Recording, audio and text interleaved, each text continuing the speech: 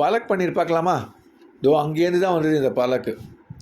நம்ம ஃபஸ்ட்டு பாலக் என்ன பண்ண போகிறோம், வேக வச்சு எடுத்துக்கலாம். நல்லா க்ளீன் பண்ணி வேக வச்சு எடுத்துக்கலாம். இப்போ இந்த பாலக் வெந்தாச்சு. இப்போ இது வந்து பிளான்ச் பண்ணணும். இந்த வெந்த பாலக் மேலே நல்லா சில்லுன்னு தண்ணியை ஊற்றினோம்னாக்கா அந்த க்ரீன் கலர் அப்படியே ரீட்டைன் ஆகும். அதுக்காக தான் இது வந்து இந்த பிளான்ச்சிங் பண்ணுறது. இதை நம்ம எடுத்துட்ட பிறகு நம்ம இப்போ இதை வந்து ஒரு மிக்ஸி ஜாரில் போட்டாச்சு. 2 இஞ்சி, 2-3 பச்சை மிளகா தேவைக்கு ஏற்ற மாதிரி போட்டுக்கலாம்.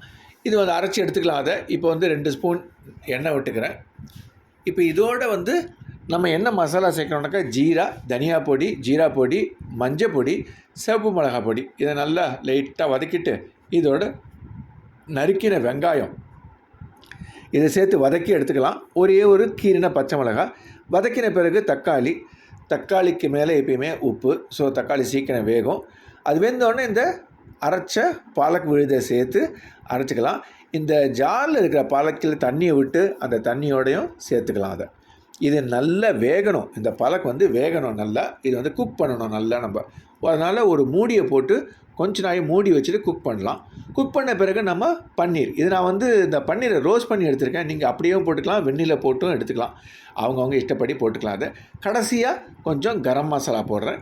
கரம் மசாலா போட்டுட்டு கடைசியாக அதை காசூரி மேத்தி இதை கசக்கினாவில் போட்டால் ரொம்ப நல்லாயிருக்கும் அந்த டேஸ்ட்டு. பண்ணி பாருங்கள். அதுக்கப்புறம் அந்த லோ ஃபேட் க்ரீம், இது வந்து நல்ல ஒரு ரிச்சாக இருக்கும் அந்த பாலக் பன்னீர். அவ்வளோதான், ரெடி. தேங்க்யூ.